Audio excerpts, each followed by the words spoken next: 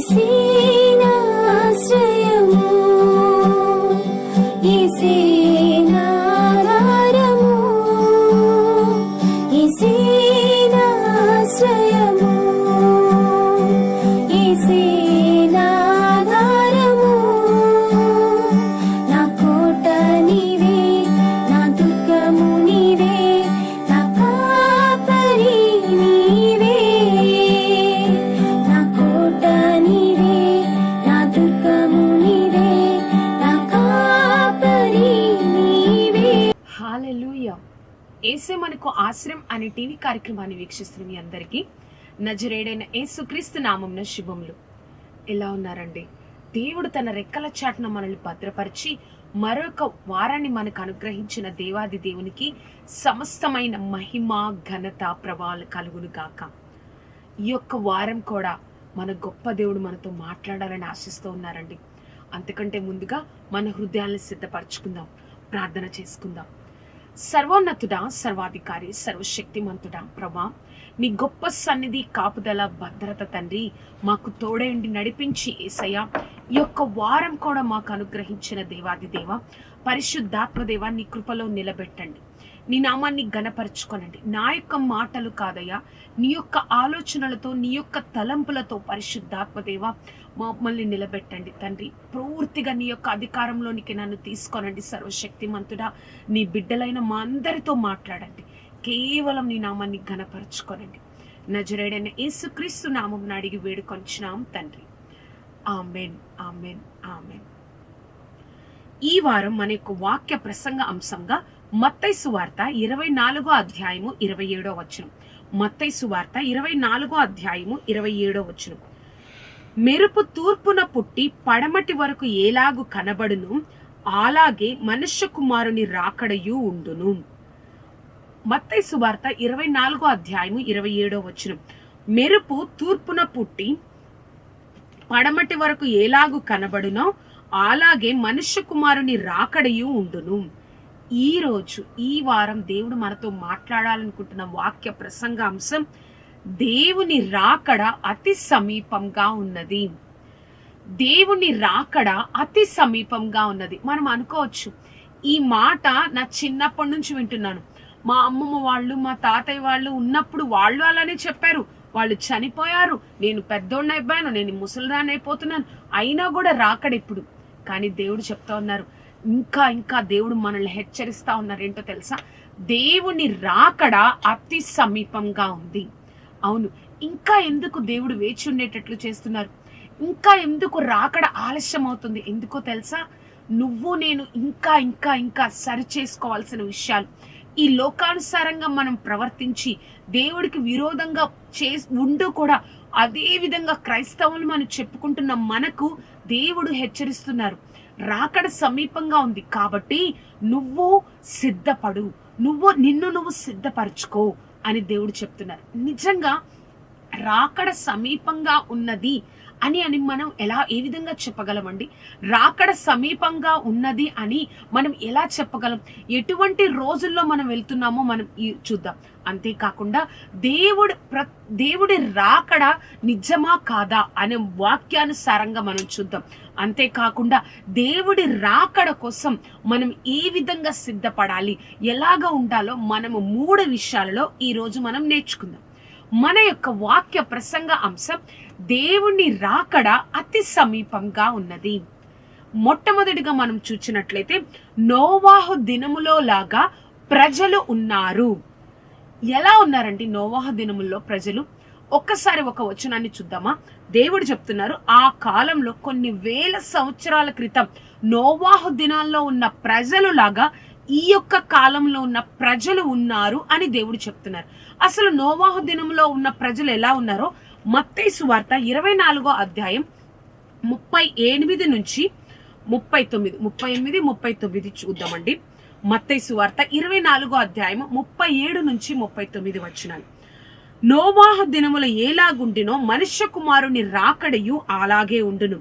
జలప్రళయమునకు ముందటి దినములో నోవాహు ఓడలోనికి వెళ్లిన దినము వరకు వారు తినుచు, త్రాగుచు, పెళ్లి చేసుకొనుచు, పెళ్లికిచ్చుచు నుండి జలప్రలయము వచ్చి అందరిని కొట్టుకొని పోవు వరకు ఎరుగకపోయిరి.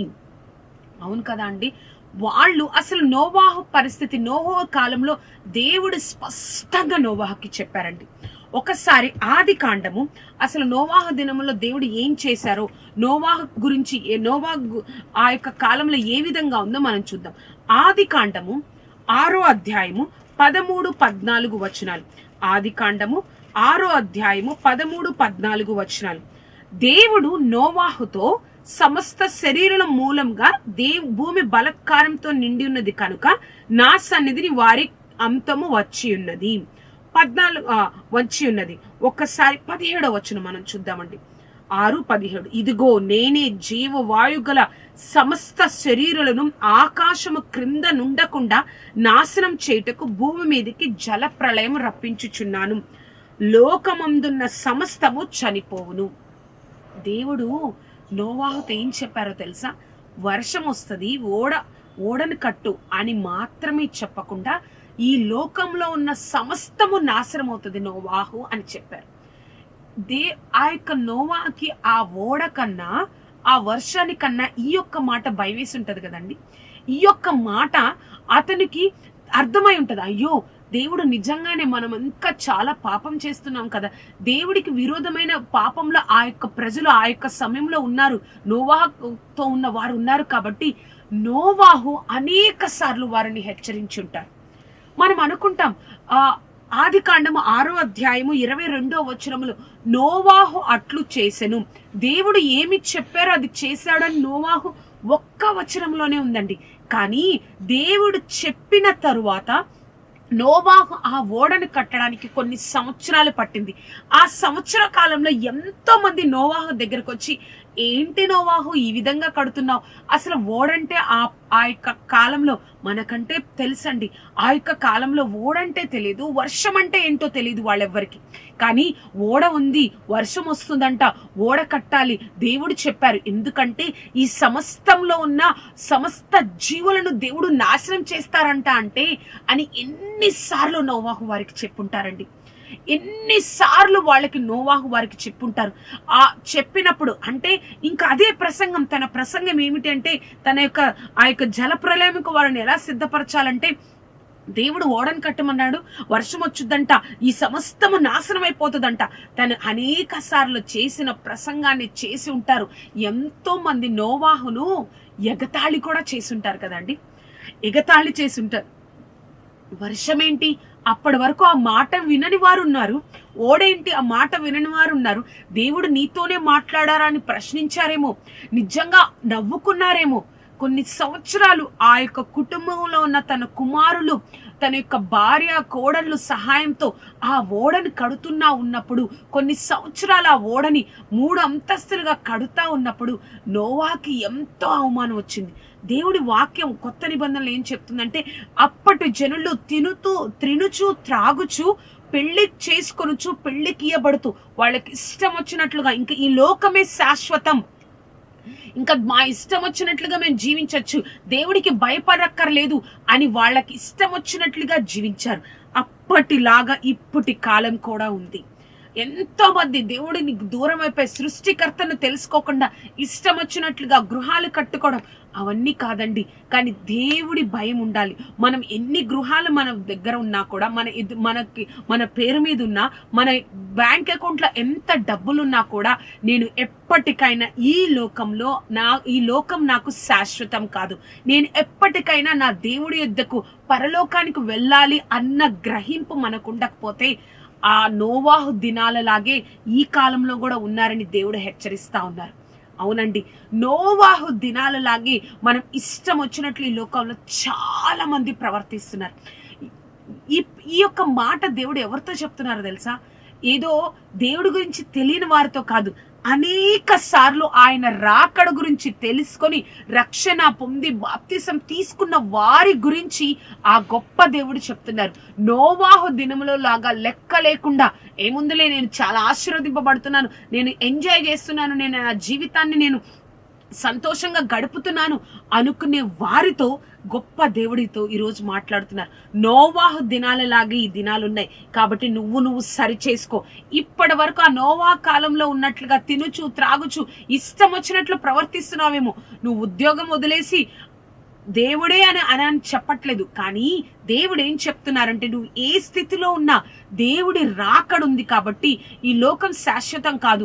నన్ను నేను సరి చేసుకొని ఆయనకి ఇష్టమైనట్లుగా బ్రతకాలి, ఆయన మాటకు లోబడి నేను జీవించాలి, ఆ విధంగా జీవించమని దేవాది దేవుడు నీకు నాకు జ్ఞాపకం చేస్తున్నారు. కాబట్టి నోవాహు దినముల్లాగా మన దినాలు ఉన్నాయి కాబట్టి దేవుడి రాకడ అతి సమీపంగా ఉన్నది. కొన్ని సంవత్సరాలు మెసేజ్ ఇచ్చాడండి నోవాహు అక్కడ ఉన్న వారితో. ఎందుకు గడుతున్నావు అంటే సమాధానం ఉంది నోవాహు దగ్గర. దేవుడు నాకు చెప్పారు సమస్తాన్ని చనిపోతారు, సమస్తం చనిపోతుందని చెప్పారు. అయినా కూడా వారు వినలేదండి. అయినా కూడా వాళ్ళు నవ్వుకున్నారేమో, ఎగతాళి చేశారేమో. ఒక్కరు కూడా, ఆ 8 మంది తప్ప ఒక్కరు కూడా ఆ నోవాహు యొక్క ఓడలోని ప్రవేశించలేదంటే వారు ఆ దినాలలో ఎంత భయంకరంగా ఉండుంటారు ఏమో.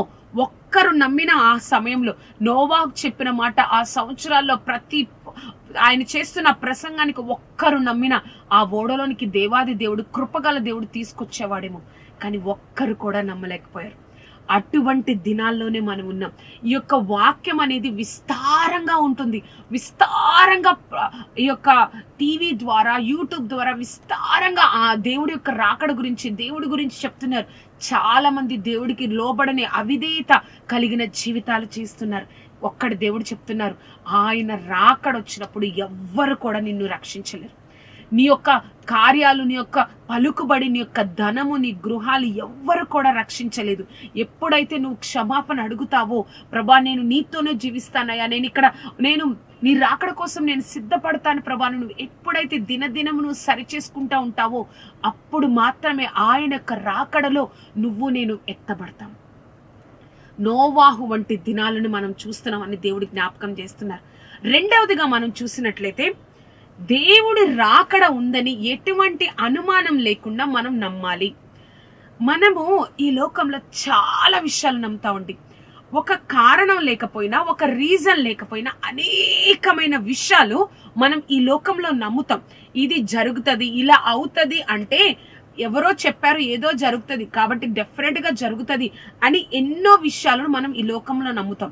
కానీ దేవుడి రాకడ ఉందంటే మనకు ఎన్నో అనుమానాలు. ఎప్పుడో చెప్తున్నారు, ఎవరో చెప్తున్నారు, ఏదో ఎప్పుడో కొన్ని సంవత్సరాల నుంచి ఇదే క్రైస్తవుల గోల అని అనుకుంటారు. కానీ నేను ఒక వాక్యాన్ని చదువుతానండి. పేతురు రాసిన 2వ పత్రిక 1వ అధ్యాయము 16, 17, 18 వచనాలు. పేతురు రాసిన 2వ పత్రిక 1వ అధ్యాయము 16, 17, 18 వచనాలు. అందరూ ఒక్కసారి ఆ యొక్క స్క్రీన్ వైపు చూసినట్లయితే, ఏలయనగా చమత్కారంగా కల్పించిన కథలను అనుసరించి మన ప్రభువైన యేసుక్రీస్తు యొక్క శక్తిని, ఆయన రాకడను మేము మీకు తెలుపలేదు. ఈ మాట ఎవరు చెప్తున్నారో తెలుసా అండి? మొదటి 16వ వచనంలో, మేమేదో కల్పిత కథలను, ఆయన యొక్క శక్తిని, ఆయన రాకడను మీకు చూపించలేదు.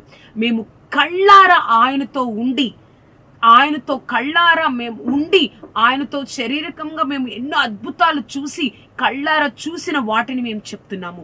17, 18 వచనాలండి.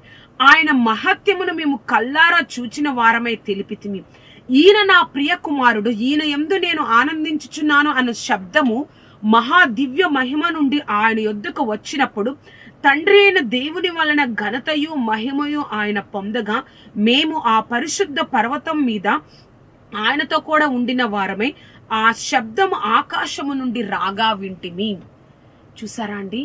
ఈయన ఎప్పుడైతే యేసుక్రీస్తు వారు చనిపోయి తిరిగి లేచి ఆరోహణమయ్యారో మేము కళ్ళారా ఆయన్ని చూసాం.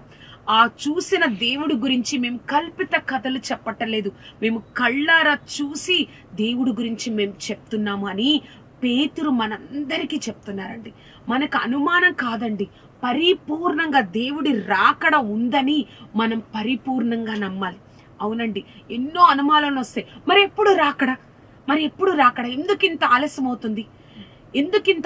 అవుతుంది? అసలు దేవుడి రాకడప్పుడు మన సూచనలు ఎలా ఉంటాయో మత్తయి సువార్త 24వ అధ్యాయం మనం చూసినట్లయితే, మత్తయి సువార్త 24వ అధ్యాయము 7వ వచనం నుంచి 14వ వచనం వరకు నేను ఒకసారి చదువుతానండి.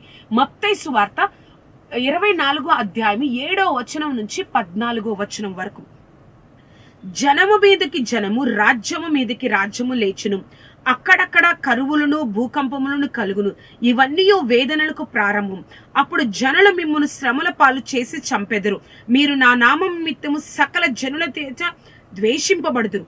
అనేకులు అభ్యంతరపడి ఒకరినొకడు అప్పగించి ఒకరినొకడు ద్వేషింతురు. అనేకమైన అబద్ధ ప్రవక్తలు వచ్చి పలువురిని మోసం పొరతురు. అక్రమము విస్తరించుట చేత అనేకుల ప్రేమ చల్లారును. అంతము వరకు సహించు వాడెవడు వాడే రక్షింపబడును. జనం మీదకి జనము, రాజ్యం మీదకి రాజ్యము, అక్కడక్కడ భూకంపాలు, యుద్ధాలు, ఇవన్నీ మనకి వినబడట్లేదా అండి? ఇవన్నీ మనకి కనిపించట్లేదా టీవీలో? ఇవన్నీ మనం చూడట్లేదా? ఇవన్నీ మనం కొన్ని దేశాల మధ్య జరుగుతున్నట్లు మనం వినట్లేదా? అనుకుంటాం దేవుడి రాకడా ఏదో ఉందిలే, ఏదో చెప్తున్నారులే అని. ఏ సందేహం లేకుండా ఆయన రాకడ ఉందని మనం గ్రహించాలి.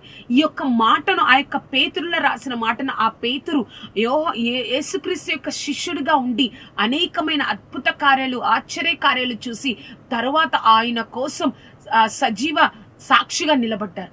అటువంటి పేతురు రాసిన ఆ యొక్క కల్పిత కథలు కాదు. మేము ఏదైతే కళ్ళారా చూసామో అదే మీకు చెప్తున్నాం, అదే మీకు రాస్తున్నాం అని చెప్తున్నారు. ఏ క్వశ్చన్ లేకుండా, ఏ అనుమానం లేకుండా ఆయన రాకడ అతి సమీపంగా ఉందని మనం నమ్మాలండి. ఏ ఒక్క అనుమానం లేకుండా, అవును ఆయన రాకడ అతి సమీపంగా ఉంది. దేవుడు ఈ యొక్క భూమి అంతా ఆయన అధికారంలో ఉంది. దేవుడే మనల్ని సృష్టించాడు. మళ్ళీ ఆయన రాకడలో నేను చనిపోకముందు ఆయన రాకడ వస్తే నేను ఆయనతో ఉండాలి. నేను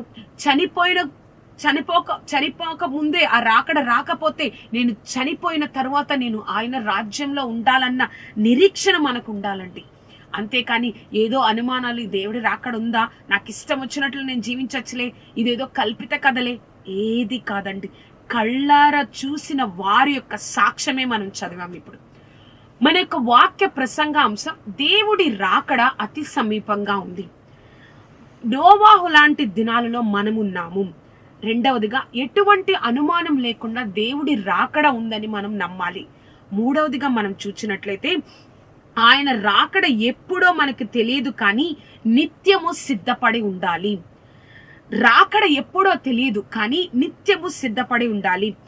మత్తయి సువార్త 24వ అధ్యాయము 36వ వచనాన్ని మనం ఒకసారి చూస్తే, అయితే ఆ దినమును గూర్చియు ఆ గడియను గూర్చియు తండ్రి మాత్రమే ఎరుగును, కానీ ఏ మనుష్యునికైనను పరలోకమందున్న దూతలైనను కుమారుడైనను ఎరుగడు. ఎవ్వరికీ తెలియదు. ఇప్పుడు ఒక గెస్ట్లు, ఒక గొప్ప వారు మన ఇంటికి వస్తానని చెప్పారు. వాళ్ళు ఎప్పుడు వస్తారో మనకు తెలియదు. ఆ టైంలో మనం ఏం చేస్తామంటే, రానిలే, ఏం చేస్తాంలే, ఏమవుతుందిలే, ఎప్పటికప్పుడు వస్తారని మనం ఇష్టం వచ్చినట్లుగా ఆ ఇంటిని ఉంచుకోండి, ఇష్టం వచ్చినట్లుగా మనం ప్రవర్తించాం కదా. కానీ ఎప్పుడు వస్తారో తెలియదు కాబట్టి అన్ని సిద్ధపరచుకొని వారు ఎప్పుడు వస్తారా అని గుమ్మం వైపు, తలుపు వైపే చూస్తూ ఉంటాం కదా. అదే దేవుడు చెప్తున్నారు, నువ్వు ఎలా అయితే ఆ యొక్క గొప్ప వ్యక్తి కోసం చూస్తావో, ఈ లోక రక్షకుడైన దేవాది దేవుడి యొక్క రాకడ ఉంది కాబట్టి నువ్వు ఆ విధంగా రెడీగా ఉండాలి, నిత్యము సిద్ధపడి ఉండాలి. ఇప్పుడొచ్చిన దేవుడు నేను వెళ్తాను అన్న నిరీక్షణ, నేను ఆయనతో కలిసి ఉంటాను అన్న నిరీక్షణ మనకు ఉండాలి. అసలు మనం ఏ విధంగా రెడీగా ఉండాలో తెలుసా అండి?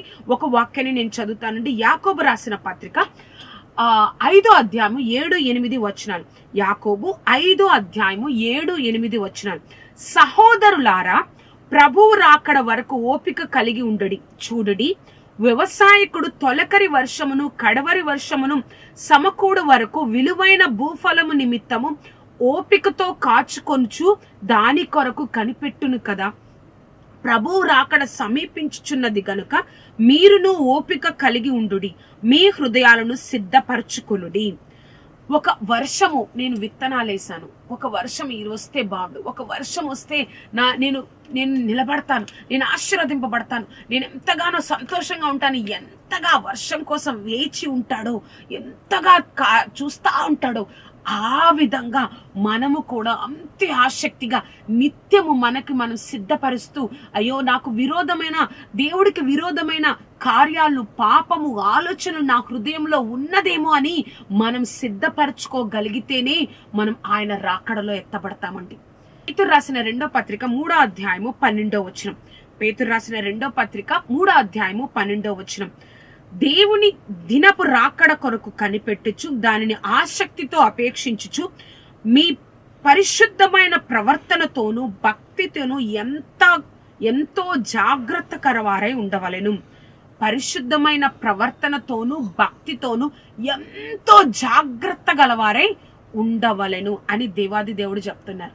చూసారా అండి, మనం అనుకుంటాం దేవుడి రాకడ ఉందిలే, ఎప్పుడోలే, ఆయన రాకడ వచ్చినప్పుడు రెప్పపాటున వచ్చేస్తుందంటండి. ఆ రాకడ రెప్పపాటున అంటే ఒక సంవత్సరాలు పడుతుందా అండి? కొన్ని గంటలు పడుతుందా? కొన్ని నిమిషాలు పడుతుందా? సెకండ్లు కూడా పట్టదండి. అంత త్వరగా ఆయన రాకడ వచ్చినప్పుడు నువ్వు ఇక్కడ విడువబడ్డావా, ఇక్కడే ఉండిపోయావా, అనేకమైన శ్రమలను అనుభవించాల్సి వస్తుంది. కానీ నువ్వు ఎప్పుడైతే ఆయన రాకడ కోసం నువ్వు సిద్ధపడుతూ ఉంటావో, అవును నేను నమ్ముతున్నాను నోవాహు దినములో లాగా ఉన్నాయి, ఆ నోవాహు దినములాగా రాకడ లేదు అందరూ చెప్పి చెప్పి చెప్పి చెప్పి ఆయన చెప్తారండి. నోవాహు 120 సంవత్సరాలు ఆ ఓడని కట్టి అందరికి ఒకే సందేశం ఇచ్చారు. దేవుడు నాశనం చేస్తారంట, వర్షం వస్తుంది, ఓడని కట్టాలి, అవన్నీ చెప్తున్నప్పుడు వాళ్ళకి అందరికి ఎగతాళిగా ఉన్నాయి. కానీ చివరికి ఆ 8 మందే మిగిలారు. నువ్వు నేను కూడా దేవుడి రాకడ వస్తుంది, నేను సిద్ధపడాలి, నేను జాగ్రత్తగా ఉండాలి, ఏ తప్పు నేను చెయ్యను అని నువ్వు ఈ లోకానికి కనబడతా ఉన్నప్పుడు నిన్ను ఎగతాళిగా చూడొచ్చు. నిన్ను ఏంటి ఈ విధంగా ప్రవర్తిస్తుంది, ఇలాగా ఉన్నారేంటి అని వారు నిన్ను చూడొచ్చు. కానీ నువ్వు ఒక్కడ గుర్తుపెట్టుకోవాలి, దేవుడే వాగ్దానం చెప్పారు, దేవుడే చెప్పారు. ఏమని చెప్పారంటే నోవాహు దినాల్లాగా ఈ యొక్క దినాలు కూడా ఉన్నాయి. నోవాహు ఆ కాలంలో ఒక ఎగతాళిగా, ఒక నవ్వుగా, కొన్ని సంవత్సరాలు పిచ్చోడిలాగా వాళ్ళ యొక్క కుమారులతో కలిసి ఓడను కట్టినట్లుగా నిన్ను నువ్వు సిద్ధపరచుకుంటా ఉన్నప్పుడు, నిన్ను నువ్వు జాగ్రత్త పరుచుకుంటా ఉన్నప్పుడు ఈ లోకం కూడా నిన్ను ఆ విధంగానే చూస్తుందేమో. ఒక్కటి గుర్తుపెట్టుకో, దేవుడే చెప్పిన తర్వాత నువ్వెందుకు వారికి భయపడడం? దేవుడే ఆ మాటను చెప్పిన తర్వాత వారికి ఎందుకు భయపడడం? వాళ్ళు ఇష్టం వచ్చినట్లుగా ఎవరు లేరు, మమ్మల్ని ఎవరు చూడట్లేదు, ఇంకేమీ లేదు, ఇంకిదే శాశ్వతం అన్నట్లుగా నువ్వు జీవిస్తున్నప్పుడు దేవుడి వాగ్దానం మీద పునాది ఉంది కదా, నువ్వు భయపడకుండా నిన్ను నువ్వు జాగ్రత్త పరచుకో. ఇది కల్పిత కథలు కాదు, ఇది విన్న వాటిని కళ్ళారా చూసిన వారు చెప్తున్న మాటలు. కాబట్టి ఆయన రాకడ అతి సమీపంగా ఉందని హృదయపూర్వకంగా నమ్మి ఆయన రాకడ కోసం నిత్యమును సిద్ధపరచగలిగితే, ఏ తప్పు లేకుండా పరిశుద్ధమైన ప్రవర్తన కలిగి భక్తితో నువ్వు బహు జాగ్రత్తగా ఉండగలిగితే యుగ యుగాలు ఆయనతో నువ్వు జీవిస్తావు. మనం అనుకుంటామండి ఇక్కడ 70 సంవత్సరాలు 80 సంవత్సరాలు ఆనందించాలి, సంతోషించాలని. కానీ ఈ యొక్క 70 సంవత్సరాలు 80 సంవత్సరాలు సంతోషించి ఆనందిస్తే యుగ యుగాల జీవితాన్ని నువ్వు కోల్పోతావు. ప్రార్థన చేసుకుందామండి. సర్వోన్నతుడా, సర్వాధికారి, సర్వశక్తిమంతుడా, ప్రభా రాకడ గురించి మాతో మాట్లాడిన దేవా, యేసయ్యా నోవాహు దినాలలాగా మా దినాలు ఉన్నాయేమో ప్రభా, కానీ మా హృదయాలు ఆ విధంగా ఉండకూడదయ్యా తండ్రి. నిత్యము ప్రభా ప్రవర్తనతో, పరిశుద్ధతో, భక్తితో మేము సిద్ధపడడానికి మాకు సహాయం దయచేయండి. నీ కార్యాన్ని జరిగించుకోనండి దేవాది దేవా. సర్వశక్తిమంతుడా, మేము నిలబడాలయ్యా, నీతో యుగ యుగాలు మేము జీవించాలి దేవా. ఆశ్చర్యకరుడా, ఏ విధంగా అయితే రెండవ రాకడ తండ్రి మాకు సమీపిస్తా ఉన్నదో, ఆ యుద్ధాలు జరుగుతున్నట్లుగా, భూకంపాలు జరుగుతున్నట్లుగా మేము వింటూ ఉన్నాము. మమ్మల్ని మేము సిద్ధపరచుకుంటూ మా యొక్క పరిశుద్ధతలో, ప్రవర్తనలో, భక్తిలో తండ్రి ఏ లోపం లేకుండా నీకు ఇష్టమైన బిడ్డలుగా మేము ఈ లోకంలో జీవించడానికి మా అందరికీ సహాయం దయచేయండి. ఎటువంటి అనుమానం ఉండకూడదయ్యా, నీ రాకడ అతి సమీపంగా ఉంది తండ్రి.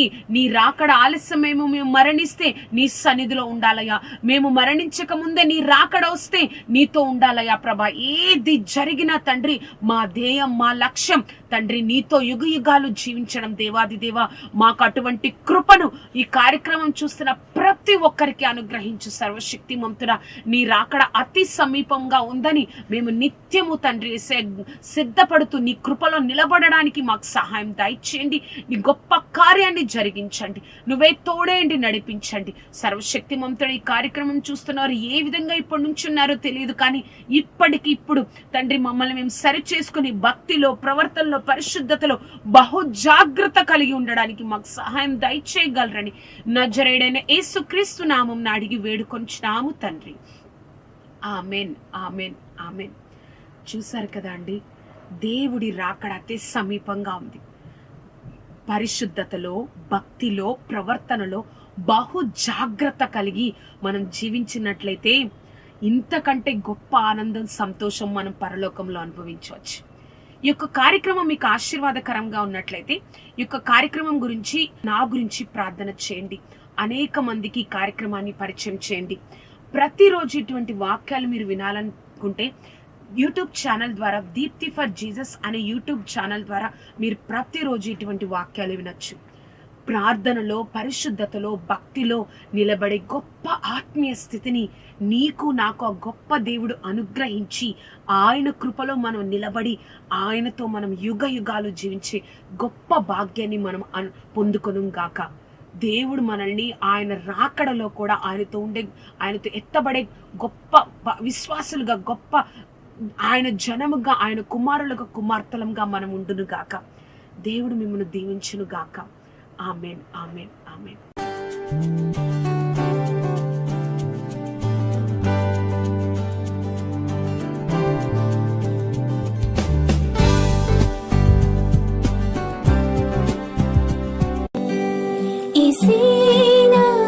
ఈసేనాశ్రయము